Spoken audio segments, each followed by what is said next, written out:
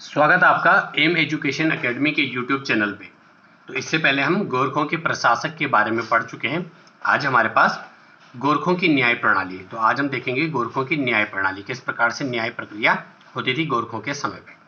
तो गोरखों के समय पे बिचारी नामक जो पद होता, जो कि एक जज होता था, उसका काम होता था, वो एक क्या होता था, न्याय अधिकारी होता था, जिसका काम होता था मुकदमे का कार्य देखना। ठीक है, यानी कि किस व्यक्ति पर मुकदमा चलाना है और क्या प्रक्रिया निभाई जाएगी उसका दोषी होने का या फिर बरी होने की। बात करूं इनकी न्याय प्रक्रिया की, तो इसे नाम जाना जाता है दिव्य परीक्षा। ठीक है, जिसका वर्णन आपके पास बद्रीदत्त पांडे, कमिश्नर ट्रेल और एटकिंसन ने किया है। दिव्य परीक्षा की अगर बात करूं तो पहला था गोलादीप।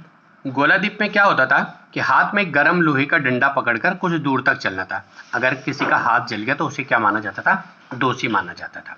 ठीक है, अगर हाथ नहीं जला तो वो निर्दोष। ऐसा दूसरा था काली हल्दी दीप, जिसमें काली हल्दी की जड़ खाने को दी जाती थी। अगर वह आदमी बच गया तो निर्दोष और नहीं तो वह आदमी दोषी माना जाता था। तीसरी थी कढ़ाई दीप, जो कि काफी इंपॉर्टेंट है। इसमें कढ़ाई में उबलते हुए तेल में हाथ डालना पड़ता था। ठीक है, और अगर हाथ जल जाता था तो दोषी माना जाता था। अगला है बोकटी हरिया दीप, जिसमें पानी में, यानी जो बच्चा पानी में तैरना नहीं जानता था उसे पानी में तैरने के लिए भेजा जाता था। ठीक है, तो अगर बच्चा डूब गया तो यानी वो क्या है आपके पास दोषी, अगर नहीं डूबा तो वो निर्दोष। ऐसे ही अगला था तराजू दीप। तराजू दीप में क्या होता था आपके पास कि तराजू में पत्थरों से तोला जाता था। अगर एक तरफ पत्थर रखा जाता था और एक तरफ उस आदमी को तोला जाता है। अगर आदमी भारी हो गया तो उसे निर्दोष माना जाता था, अगर हल्का हो गया तो दोषी माना जाता था। अगला है घात का दीप। ठीक है, इसमें क्या होता था कि वस्तु रखी जाती थी देवता के सामने। ठीक है, जिस भी देवी देवता को मानते थे, काली को मानते थे, गोरखे। ठीक है, और अगर ठीक है, देवता के सामने उठा सका तो निर्दोष, यानी अगर उसने उस वस्तु को उठा दिया तो उस निर्दोष माना जाता था। ठीक, अगर नहीं उठा पाया तो वह दोषी। और ये भी माना जाता है कि अगर 6 महीने के भीतर किसी घर में सदस्य की मौत हो जाती थी, इसमें अगर कोई दोषी माना जाता था। अगली थी जलदीप और जहर दीप। अगला था तीर का दीप, जिसमें पानी में सिर डुबाना और तब तक डुबाना पड़ता था जब तक कि एक आदमी एक छोर से एक तीर चलाए दूसरी छोर तक। तो जब तक दूसरी छोर तक तीर ना चले तब तक आदमी को वापस आना पड़ता था तैर करके। ठीक, अगला था मंदिर दीप। तो ये कुछ गोरखों की क्या थी, न्याय प्रक्रिया थी। ठीक है, किसी को अगर गोरखों को किसी पर शक हो जाता है, ठीक है, अगर वो क्या है इसमें दोषी है, तो हरिवंश के आपके पास महाभारत का एक भाग है, तो उसकी कसम खाने को बोला जाता था कि आप इसकी कसम खाइए।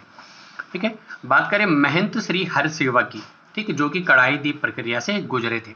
ठीक है, और जिन पर क्या है हत्या का आरोप लगा था, जिसमें इनके दोनों हाथ जल गए थे। बाद में गोरखों के द्वारा इनसे क्या लिया गया, दंड स्वरूप कुछ धन लिया गया।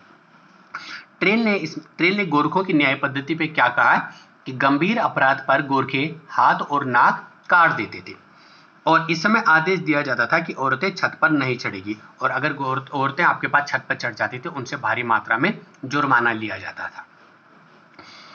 बात करो गाय की, तो गाय गोरखों के लिए काफी पवित्र होती थी, और गाय की हत्या करने पर प्राण दंड की सजा दी जाती थी, और अगर कोई देश से देशद्रोह करता है तो उसे मृत्यु दंड की सजा दी जाती थी। अगर ब्राह्मण किसी व्यक्ति की हत्या करे तो उसे देश में निकाला जाता था, और अगर ब्राह्मण ने अगर चोरी कर दी तो उसका जो जनेऊ होता था उसे उतारा जाता था। अगर ब्राह्मण आत्महत्या कर दे तो उसके परिवार से आर्थिक दंड वसूला जाता था। तो ये गोरखों की आपके पास न्याय प्रक्रिया थी। अगली हम बात करेंगे गोरखों की आय का साधन। तो गोरखों की आय का मुख्य साधन था भू राजस्व। ठीक है, गोरखों ने चंदों की 36 रकम 32 कलम प्रथा, जो कि एक प्रकार की कर व्यवस्था थी चंदों की, उसको समाप्त करके नए नए कर लगाए। तो आज गोरखों की कर पद्धति, पहला आपके पास सोनिया फागुन। ठीक है, ये क्या था आपके पास, ये उत्सवों का खर्च था। ठीक, और इसमें गोरखे भैंस और बकरे को ले जाते थे। ठीक है, जैसे किसी के यहाँ पे कोई उत्सव है तो उत्सव में गोरखे उनसे क्या लेते थे, भैंस और बकरे को ले जाते थे। ऐसे अगला कर था सलामी कर, जो कि अफसरों को दिया जाने वाला नजराना था, यानी कभी आपको अफसर दिख गए तो अफसरों को कुछ ना कुछ देना पड़ता था। ऐसे अगला है टीका भेंट। तो टीका भेंट क्या होता था, विवाह और शुभ अवसरों पर दिया जाने वाला एक कर होता था। अगला है पुंगाड़ी कर, तो ये था भूमि कर। ठीक, और इसे से याद रखना, इससे गोरखों की सालाना 1.5 लाख की कमाई होती थी, और इसी से गोरखों के जो सैनिक होते थे उनका वेतन भी दिया जाता था। अगला है मांगा कर, तो ये प्रत्येक व्यक्ति से 1 रुपये मांगा जाता था। क्यों, युद्ध के समय मांगा जाता था ये कर, इसलिए इसका नाम क्या, मांगा कर। अगला है टांड कर या तान कर, तो ये उस समय कपड़ों पर लगता था और चरखे और करघे पर लगता था। ठीक है, जो बुनकर होते थे, जो कपड़े बुनते थे, उनसे ये कर लिया जाता था। अगला है मरो, तो मरो कर उससे लिया जाता था जो पुत्रहीन व्यक्ति, जिसका कोई पुत्र नहीं है, उस व्यक्ति से मरो नामक कर वसूला जाता था। अगला है रहता कर, तो गांव छोड़कर भागने वालों पर यह कर लगता था। ठीक है, ब्राह्मणों द्वारा जमीन हथियाने पर उनसे कुसही नामक कर लिया जाता। अगर ब्राह्मण किसी की जमीन हथिया देते थे तो उनसे कुसही नामक कर लिया जाता था। और जो टैक्स नहीं देते थे उन्हें 10 रुपए से लेकर 150 रुपए तक के, हरिद्वार में आपके पास जो मंडी लगती थी वहां पे ज्वालापुर मंडी में इन्हें बेच दिया जाता था।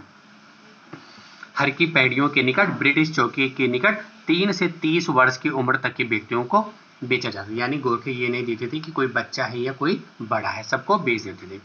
अगला है सायर कर, तो सायर कर आपके पास लिया जाता था ये सीमा शुल्क के रूप में।